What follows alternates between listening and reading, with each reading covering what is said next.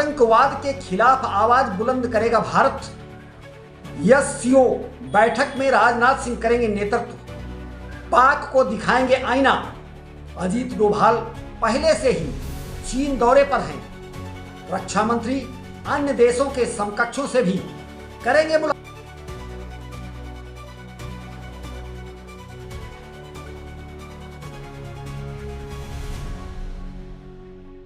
America के राष्ट्रपति Trump ने कहा उन्हें खुशी है कि उन्होंने ईरान और इजराइल युद्ध को रोकने में मदद की।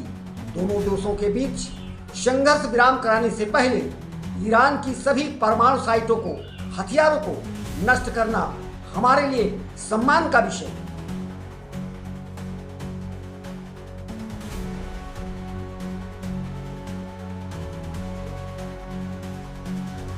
सुप्रीम कोर्ट ने कहा न्याय व्यवस्था में जमानत के बाद आरोपित को रिहा न करना न्याय का मजाक उड़ा रहा है। कोर्ट ने उत्तर प्रदेश महानिदेशक और गाजियाबाद की जेल अधीक्षक को तलब किया। इस मामले पर पीठ ने नाराजगी जताई।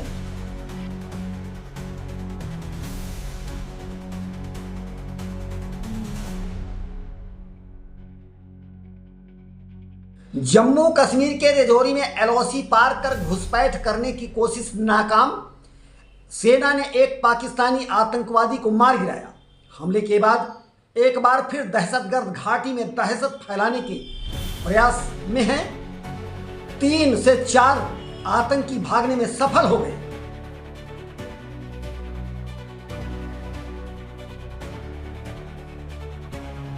लोकसभा अध्यक्ष ओम बिरला ने कहा कि अब लोकसभा में एआई का प्रयोग करते हुए संसद व विधानमंडलों एवं जनप्रतिनिधियों के कार्यदक्षता बढ़ाने का प्रयास किया जाएगा।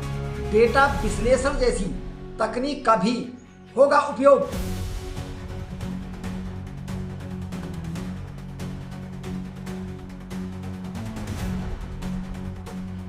असम के गोलाघाट ग्रेनेड विस्फोट में अतुल बोरा ने तीनों घायल पुलिस कर्मियों से अस्पताल में मुलाकात की।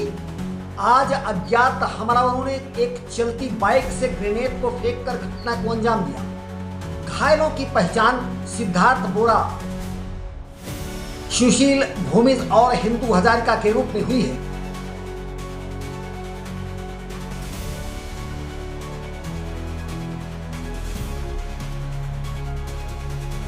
इकोफान सोसाइटी ने संयुक्त राष्ट्र मानवाधिकार परिषद की बैठक में 22 अप्रैल 1925 को पहलगांव में 26 लोगों की निर्मम हत्या की ओर विश्व का ध्यान आकृष्ट किया और सीमा पार आतंकवाद के खिलाफ तत्काल अंतर्राष्ट्रीय निंदा की और सहयोगात्मक कार्यवाही की मांग की। उन्होंने कहा, पीड़ित कोई लड़ाके नहीं थे बल्कि शांतिपूर्व यात्रा पर निकले नागरिक थे। यह हमला जानबूझकर किया गया आतंकी हमला था।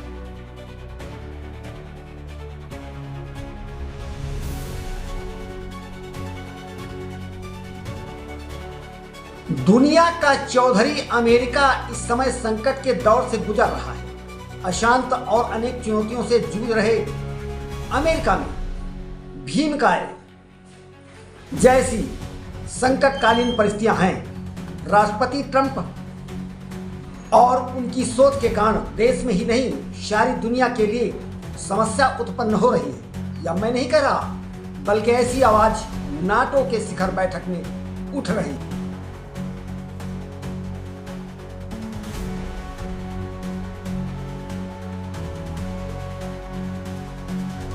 गृह मंत्री अमित शाह ने आपातकाल को अन्याय काल बताया। उन्होंने कहा, आपातकाल परिस्थिति और मजबूरी की नहीं बल्कि तानाशाही मानसिकता और सत्ता की भूख की उपज है। भाजपा आज संविधान हत्या दिवस मनाएगी। जिला स्तर पर मीसा बंदियों को सम्मानित किया जाएगा।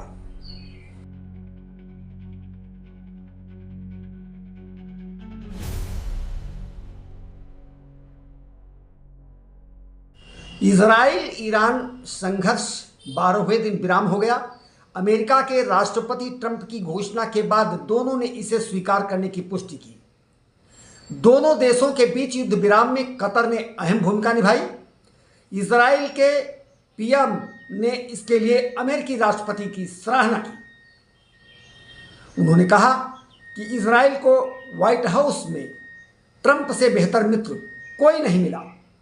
मैं ईरानी परमाणु खतरे के खिलाफ इजराइल के साथ मिलकर काम करने के लिए ट्रंप का धन्यवाद करता हूं।